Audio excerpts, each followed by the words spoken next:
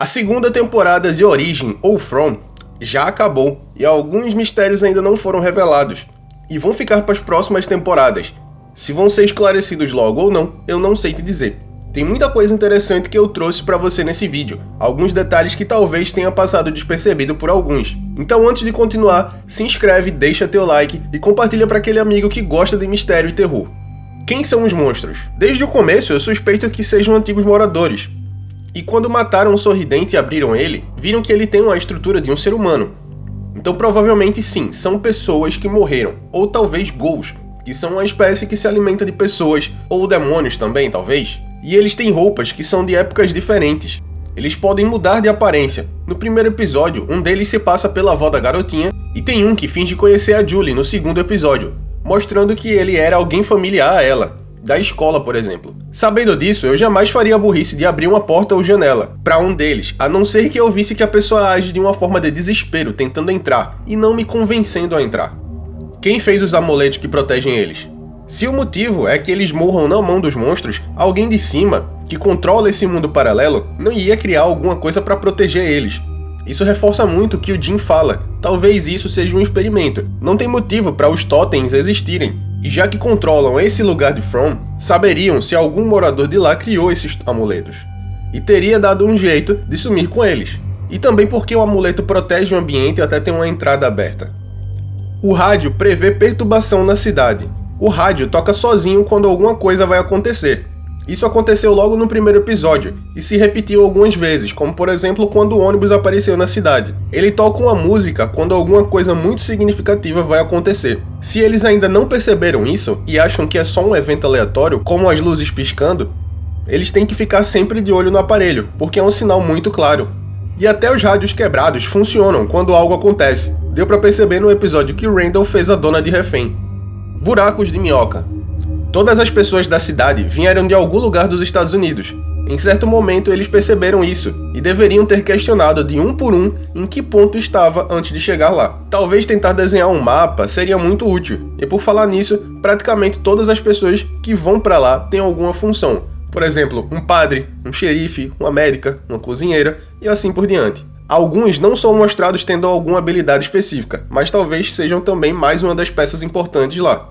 E o buraco de minhoca é a passagem de um ponto do universo para outro, um atalho, basicamente um portal.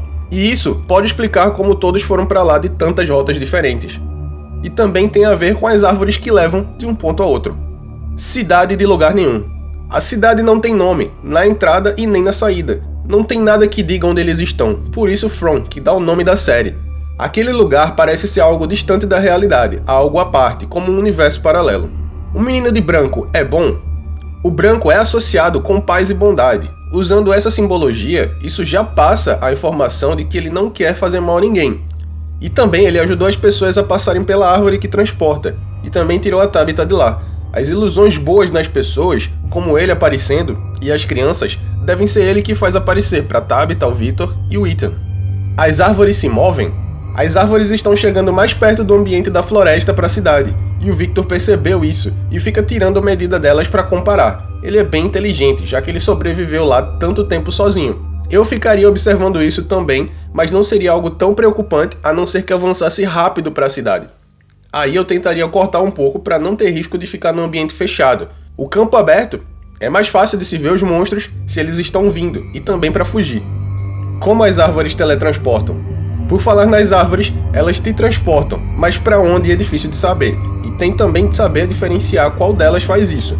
Isso eu não tentaria explorar, porque entrar em uma árvore sem saber onde vai parar é muito perigoso. E tem outra que o Victor também sabe onde fica, que é a árvore das garrafas. Ela é o caminho para a torre, logo é a saída. Como todas as pessoas morreram? A gente vê ao longo da série que o Victor pequeno ficou sozinho, quando todos morreram, mas ele não gosta de tocar no assunto. Talvez se ele revelar algo de ruim, acontece sobre eles. O que eu acho é que quanto mais perto de descobrir algo sobre aquele mundo, aquele universo, as pessoas são mortas para evitar de sair de lá. E isso pode ter a ver com o que aconteceu no final da temporada 2, quando Randall, a Julie e a Marielle ficaram lá em coma. A Sarah, que foi nos escombros com o Boyd, disse que a coisa sorria, que aquilo ia chegar na cidade, então todos que morreram antes podem ter morrido por conta disso. Por que só um cachorro? Em algumas cenas, como quando Jim e Tabitha encontram Ethan com o Victor na floresta, ou quando o menino de branco apareceu para o Victor criança, um cachorro apareceu, mas não vi nenhum outro animal na série. Mas em um dos episódios, os moradores comentaram que aparecem alguns animais vindos da floresta. Eu tentaria seguir e ir acampando como o Boyd fez no final da primeira temporada. Por que a Sarah escutava vozes? A Sarah não é mal. Ela está sendo controlada pelo lugar e faz o que faz para tentar voltar para casa. Mas depois dos eventos que aconteceram, ela assumiu os erros e sabe que devia ir para a caixa e ter um fim. Mas ainda bem que o Boyd não jogou ela dentro daquela bendita caixa. Eu iria manter ela perto para saber mais coisas que o lugar está tentando influenciar nela. Uma entidade controla o lugar? Sarah falou que ele estava rindo, que aquilo ia se espalhar pela cidade. Então se a gente somar isso com um provável ritual que aconteceu com as crianças, então dá para supor que sim, alguma coisa maligna rege aquele lugar. Não só como um experimento, mas sim algo como um lugar amaldiçoado, que ele ou eles controlam e querem se aproveitar pouco a pouco das pessoas ali. A eletricidade vem de onde? A eletricidade passa pelos postes, mas nas casas elas descem até o subsolo e não tem ligação nenhuma com nada, então não tem como ser natural aquele ambiente. Enquanto mais Tabitha procuravam a resposta, mais a cidade tentou dar um fim nela. Quem tenta buscar alguma informação concreta acaba sofrendo a repreensão do lugar. Quem falou com Jim no rádio? Muito provavelmente quem controla aquele lugar observa tudo à distância. E no momento que falaram com Jim, deu para perceber que não dá para esconder nada, porque a voz no rádio sabia que Tabitha estava escavando o porão de casa. Então eles devem sim ser observados a todo tempo. Mas a coisa deixa eles agirem como bem entender. Não afeta tanto como nos amuletos, por exemplo.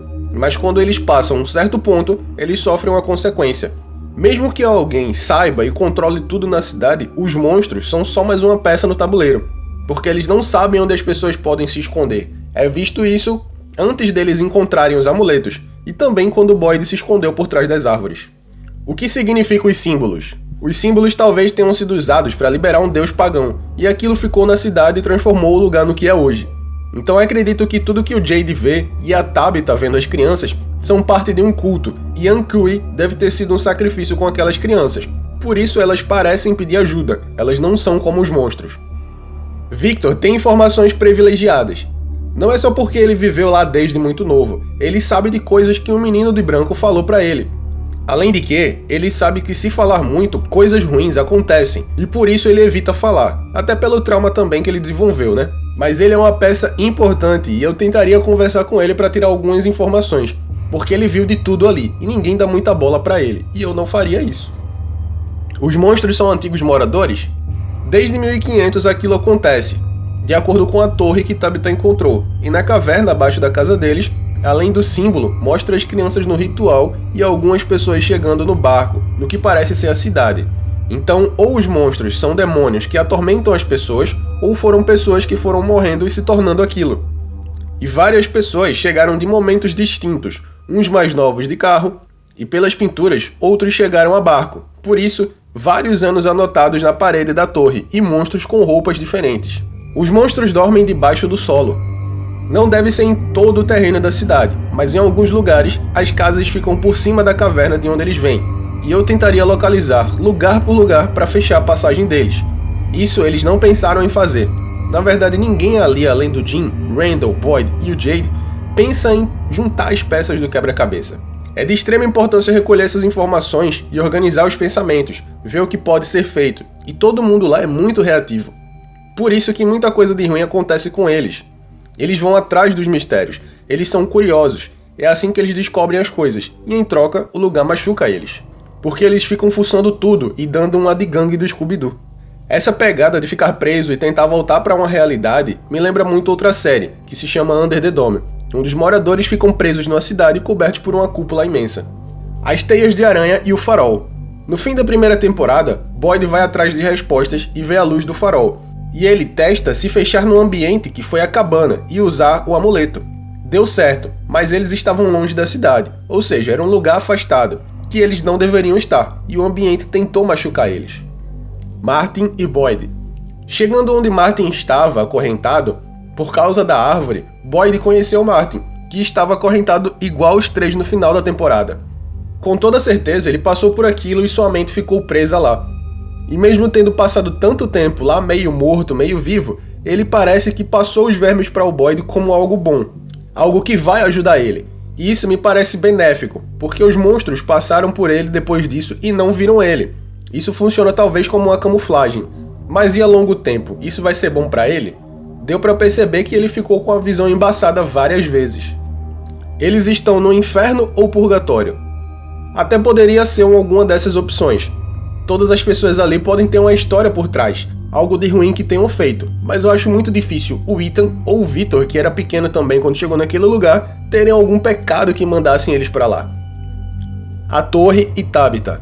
Quando Tabitha vai pela primeira vez sem saber na torre, ela escuta criança chorando, barulho de telefone e vê o Jim lá em cima e o som de uma buzina, o que lembra ela do acidente. Quando ela estava lá, ela ouviu isso porque isso era muito perto da realidade. Ela estava no limite entre a cidade e fora daquele lugar. E no episódio final da segunda temporada, ela acorda no hospital, depois que o menino de branco jogou ela lá de cima. Então eu acredito que tudo que ela ouviu da primeira vez foi justamente o barulho do ambiente de fora, do hospital. E muito provavelmente ela e os demais não estão em coma. Aquele lugar existe, e agora que ela está do lado de fora, ela vai acabar voltando para salvar sua família. Eu tentaria fazer isso também, ainda mais que agora eu sei como sair. A relação com as crianças. Você deve ter percebido que muita coisa parece ter algo a ver com crianças. A história da criança do Lá Vem os Três, a caixa de música e a bailarina, as crianças falando Ankui, o medo de monstros, tudo me faz pensar que aquilo tem a ver com a história feita para crianças, que ficou muito mais macabra e pesada. E depois de todas essas teorias e explicações que você não percebeu, se inscreve, compartilha para um amigo e deixa aquele like pelo trabalho feito, galera. Até mais!